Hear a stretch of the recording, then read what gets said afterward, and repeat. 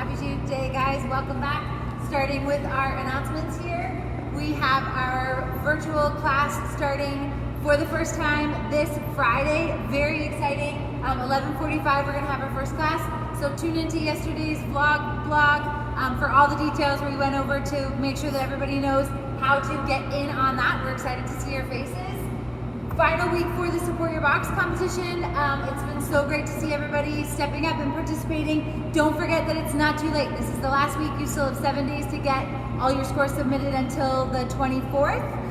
So if you haven't done any of the workouts yet, there's still lots of time for you to do that. We also have extended the prize time frame for your costume. So you can complete that this week as well. Put your video up, put your picture up, and we will check you all out, and the prizes will be announced on the last day when the competition ends. Okay, I'm gonna turn it over to Eddie, talk about the why. Okay, workout today, we got a chipper style workout in terms of the reps. You're gonna chip away, working your way down. Starting at 21, going down to 18, 15, 12, 9, 6, 3. This workout, shoot for around 25 minutes. This is a workout where, since you're only doing 35 double unders, it's a good one to maybe practice. If you can't do 35, that's fine. Maybe it's 20 seconds of double unders. You get 5 double unders, awesome. Okay, it's another one we just kind of sprinkle it in there. But you're gonna start off with 21 Renegade rows alternating. Then you're gonna go alternate V-sits or jackknives. Then you're finishing off with a push press overhead. And when you're done the round, then you do those double unders or singles or taps or see the progressions for that later on in the workout. But again, it's about 25-minute working kind of capacity workout, meaning you're going to be staying at an aerobic pace. You're not going out of the gate super fast, but every time you're getting closer and closer to the end, see if you can increase some capacity as you get near the end, especially when you get to the 9, 6, and 3s. Try to speed it up there, guys. Pass it over to Jess again for the afterburner. Okay guys, so some nice stretching for your lower body here, starting with a 2-minute lower back stretch. You're accumulating that time. We'll go over what that is going to look like in the demo. And then 2.5 minutes in your good morning hold. Again, that's an accumulated time. Maybe you're adding, maybe you're adding some weight. Maybe you're adding some weight to that. Maybe we're just going to go for your body weight. She got the giggles. She wants to do that open workout. We will see you soon for the warm-up. Alright guys, so for the warm-up, we're going to start off with 60 seconds of skipping. For the skips, you can go single unders, double unders. If you want to go jumping jacks, that's another option, or just jumping up on the spot just to get that heart rate up. Next movement here guys, in part A of the warm-up, we're going to go into some lateral lunges. So Jess is going to go into our wide stance. We're going to go from alternating lateral lunges, just trying to open up the hips and the groin there. She's going to go as low as she can while keeping the foot nice and flat to the floor. So make sure you're keeping that in check every time you're doing your lateral lunges. Once you finish your lateral lunges, we're going to go for 60 seconds of shoulder taps. So she's going into the push-up position, and with control, she's reaching over to her opposite shoulder, trying to maintain a nice tight core the entire time, so she's not trying to move her hips too much. So if you need to, go in a wider stance to do this. After she's done those shoulder taps for 60 seconds, and again, it is a long time, so if you need to take a break in between, you can. After those shoulder taps, she's going to go for some back activation, so she's going to lie flat on the floor. We're going to go for those ATY rows. So for the ATY raise, guys, her palms are going to be close to her hips, so she's going to be raising her shoulders up as high as she can, so with her shoulders down. Then she's going to go into a T position, raising up as high as she can here. And then the next up movement will be that Y raise. So she's making that Y shape with her arms and raising up those shoulders as much as she can. So you go through that sequence for 60 seconds, trying to really activate that back. Part B of the warm-up here, guys, we're going to just get more warmed up for our focus on the skill of the movements now here. So we're going to start off with that Renegade row, which you're going to see in the workout here. So for the Renegade row, Jess is going to get into that push-up position we were using earlier for the shoulder tap. This time she's going to have a dumbbell, or you can use another weight. Hand can go on that weight. If you can't necessarily do that, that's fine, just keep it to the side.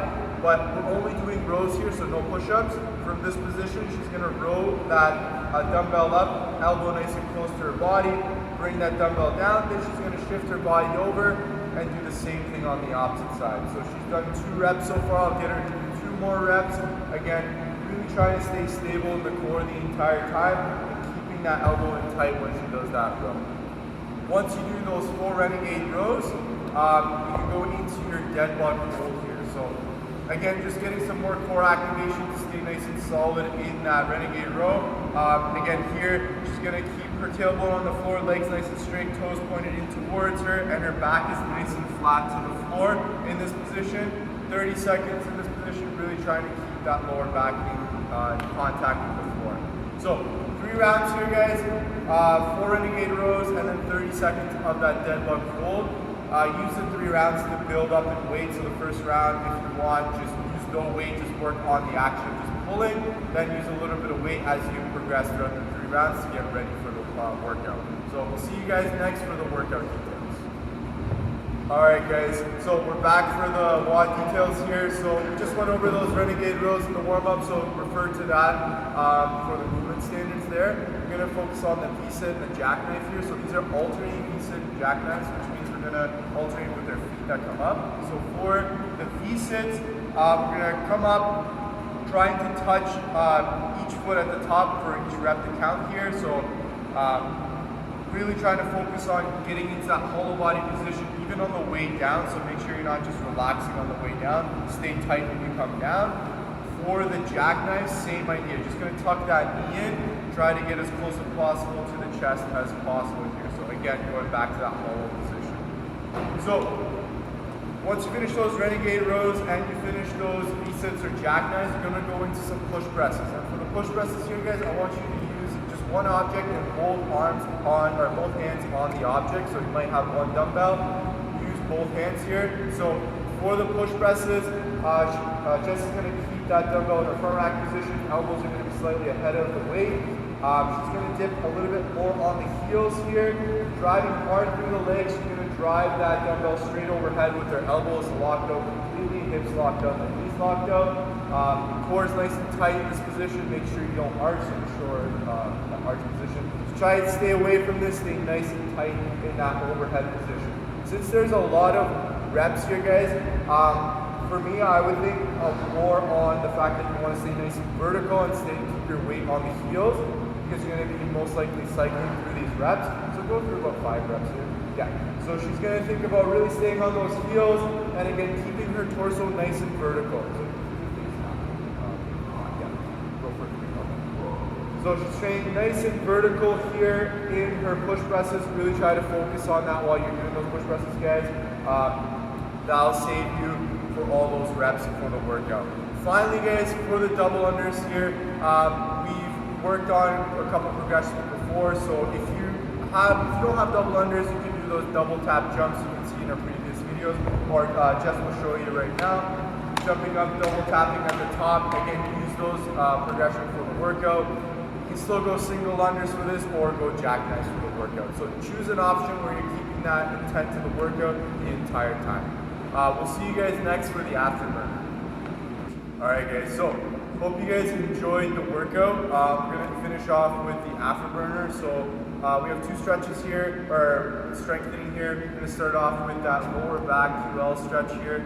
So Jess is going to get into this kind of butterfly stance with her soles of her feet touching. From here, she's going to get her hands in between her legs, so she's going to weave them in between, and then she's going to keep her elbows or push her elbows down to the floor, so she'll feel a stretch in her lower back here. And again, depending on how it feels, if you can get lower, get lower. If you're feeling the stretch where you are, just stick to that point. We're going to go for 2 minutes here. Really just pay attention to that stretch. Make sure it's not too much. Just a little bit that you're feeling, and then as you feel more comfortable, get lower and lower throughout the 2 minutes. From here, guys, we're going to progress off of that good morning hold that we did in the previous week. So we did 2 minutes before, we're going to do 2.5 minutes in this one. Again, if you did 2 minutes total last time and you use the weight, use the same weight and do the same thing for the 2.5 minutes. See if you can try and push yourself to go for that 2.5 minutes, but again, keep in mind you want to keep the quality there. So For the good morning hold here, if you had an item on your back, she's going to keep it on her back rack position. She's going to hinge over at the hips, keep the knees back, slight bend in the knees, shins nice and vertical. And in this position, she's going to probably feel a little bit of a stretch. So you want to counteract that by activating the hamstrings and the glutes in this position.